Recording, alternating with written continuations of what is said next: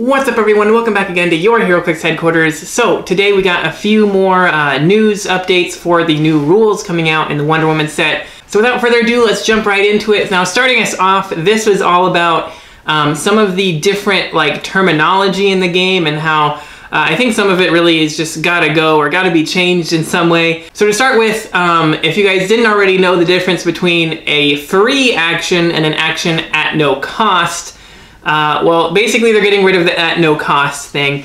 There are reasons for it to be in the game, but it's not really that necessary, so I can totally understand why they're getting rid of it. Now, actually, at no cost was a whole new term that they just added in the 2017 rules, and I guess after a few years they kind of realized, yeah, it's important, but it's for very few things. So essentially, if you don't know the difference, a free action, is just an action that you can do without getting an action token or anything because it's free, but you can only do the same free action once per turn. But an action at no cost is then an action, it's basically a free action because it's an action you can do without getting an action token for it.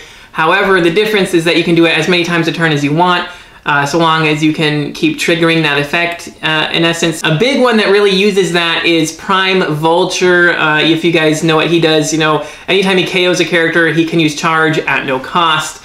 So basically he can charge. A lot of people, equip him with the octopus arms, give him that giant reach flurry, and then whenever he KOs a character after perplexing him up a bunch, then he can use charge at no cost, which means he can charge flurry on something else, and he just kind of wrecks a whole team that way.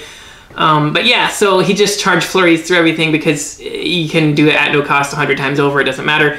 So they're just removing the at no cost thing because they basically said that if they wanted to still do things where you can do it multiple times in a turn, they'll just, put that in the power, say, they can do it as a free action and they can do it, X times per turn, whatever. And I think that's easier to understand, so you don't have to learn two different terms. And what the little minute differences between both of those terms are, you can kind of just say it's free and I can only use it once, or it's free and it says I can use it multiple times. That's great. I think that's totally fine. Honestly, take it or leave it for me. It could have gone either way. I could see it staying, I could see it going. It doesn't really affect me at all. So I'm totally fine with that change. The next change is a little bit bigger. Now, I definitely think this is a change that had to happen. Should have happened a long time ago, and that's the differences between place and place. So if you guys don't know what the difference between placing a character and placing a character, there's actually a huge difference depending on the context. Now, if we're talking about placing a character on the map, somewhere else on the map, such as from telekinesis, or from being carried, or something like that, Colossal Retaliation places it from one place to another. So that's all placing a character. But then there's a lot of characters that have effects that say, place a character on the map, and that's from off the map on the map is a totally different kind of placement. So all those type of effects that say, you can do this, but only if a character hasn't been placed this turn, they're really specifically looking for, TK or carry kind of things, or effects like Valeria Von Doom and Venom Groot that say when a character is placed within so many squares of this character, deal a load of damage or whatever. It's really looking for if it's placed from TK, or if it's placed from, being carried, if it's placed from Colossal Retal, whatever. But placing a character from off the map on the map is different. For instance, if a character would be KO'd, that's a secret identity, and it's replaced, and you're placing a different character on the map, that's not placing a character on the map from on the map. And another example is someone like Black Widow, who can place the Widow's recruits or whatever. Again, that's placing from off the map on the map, which is a different kind of placement. So those types of effects, it's really confusing for a lot of people, where those types of effects that say, when a character is placed within 4 squares of it, deal a damage, and you have to say, well, no, because it wasn't placed from on the map, it was placed from off the map on the map. So it really doesn't make any sense. It's really confusing. Even me explaining it, I don't feel like I'm doing a great job of explaining it. But that's just how it is. Oh, another thing from the Widow's recruits, they could poison after they were placed on the map. And a lot of people are like, why you can't poison if it was just placed? Well, it was placed from off the map on the map. It's a different kind of placement, so it can still use poison. It's really confusing. So they're getting rid of that whole place and place thing, and they're replacing it with generate.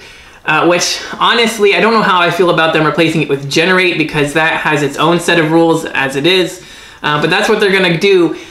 So placing a character will still be the same as if it's carried, if it's, you know, TK'd somewhere, if it colossal retails, that's a placement, and it's going to remain place. But then anything that comes from off the map on the map is going to be generated. So that's going to be the difference to separate the confusion of what is or isn't placed. And so anything generated from off the map is going to be generated now. It's not going to be called place. So I think that's going to help a lot with the confusion. But like I said, that generate already has some of its own rules. For instance, I think now the confusion is going to be what you have to have on your sideline to be generated and what don't you. Because the whole reason for generate was that if you say generate a character, it's just generated from outside of the game. You don't have to include it in your sideline. It doesn't take up sideline slots. And that's why you can generate, you know, bystander tokens, you can generate some other figures, but those characters don't have to come from your sideline. They can come from somewhere else. So they're just going to have to elaborate, maybe, hopefully in the future, if they're changing the rules for generate a little bit to include, you know, sideline characters and ones that don't have to be on your sideline. That's a whole nother debate for another day. But I do like the fact that they changed the term place and made it two separate things, so it's much more easily understood what counts as a placement and what doesn't, without just saying place and assuming everybody knows. But that was the gist of the article. That was the main point of it, was getting rid of at no cost and differentiating place, and now it's place and generate. So that's great. I do think they could maybe, instead of using generate and making all those weird sideline rules have to be changed somehow, maybe they could use a different term like summon a character, or I've seen people say put a character, so there's place and there's put. I mean, there could be a bunch of other options maybe that they could use, but generate's fine if they just kind of clean up the sideline effects a little bit maybe. But anyway, that was basically it. There was another thing that I think most people were really happy about, from what I can tell. I know I'm super happy about it. They did give us a little bit more clarification on what the new swim ability is going to do. So going forward, since water terrain will no longer be hindering for movement in any way, and it was never hindering for line of sight in the first place, it kind of just exists. So to help out all the swimmer characters with the dolphin symbol, they're getting a pretty major buff, I think, with the fact that instead of having improved movement for water terrain and a +1 defense from ranged attacks while they're in water, it's now just going to give them an effect that says that they can't be targeted if the opposing character isn't within 4 squares of them. So much like we've seen on these like behind the scenes traits for some of the colossal characters a few sets ago that have, you know, can't be targeted unless they're within 5 squares of you. It's much like that. They can't be targeted unless they're within 4 squares, which is pretty close. It's definitely an average charge distance away, and I think that's a huge buff to all the swimmer characters, because I think like 9 out of 10 swimmer characters have basically little to no range.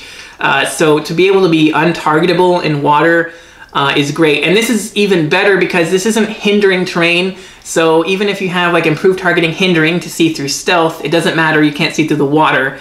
Unless you're, you know, 4 squares or less away from them, which is just a huge buff.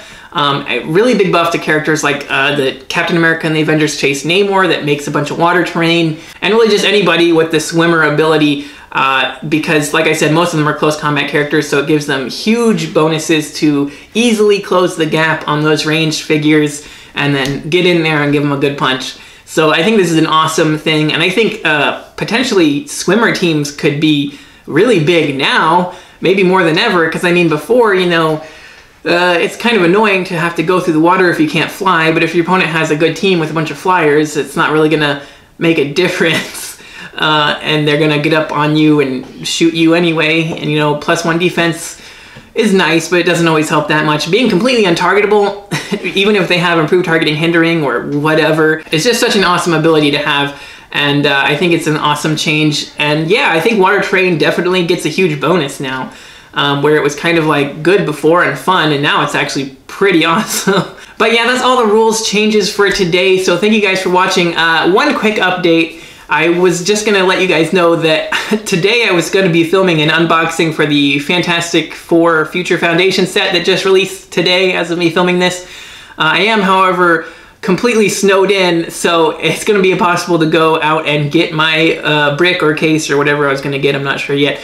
Plus the store is closed for that same reason too, so not really anything I can do. So do expect an unboxing for that set, hopefully in the next few days, once the snow has melted a little bit. But yeah, if you guys are in the southern part of the US, I hope you guys are staying safe and warm. I don't know if you can see my breath. It's pretty cold out here in my garage where I do all my filming.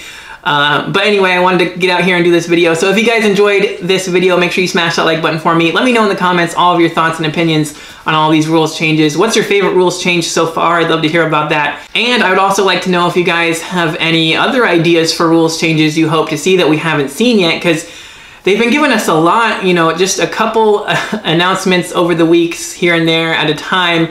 And I feel like there's still a lot they haven't told us. I wish they would just release all of the information at once, but I get that it is kind of better to ease us into some things, and I hope that soon we get a look at everything, the updated rulebook and pack. But let me know what you guys think we might still have in store that you hope to see still. I hope we see more new team abilities, like from the Wonder Woman set. The Wonder Woman Allied team ability is pretty awesome, and I love team abilities, and I hope we see a few more new ones. I've always wanted a symbiote team ability myself that just gives plasticity shape change, so I don't have to give everybody that trait. So don't forget to click that subscribe button so you don't miss any future news updates. And don't forget to check the links in the description for our Patreon if you guys would like to see your name here in the credits and help support the channel even more, and some other awesome bonus stuff there. So make sure to check that out, and thank you again for watching. Until next time, this has been Heroclix Headquarters, signing off.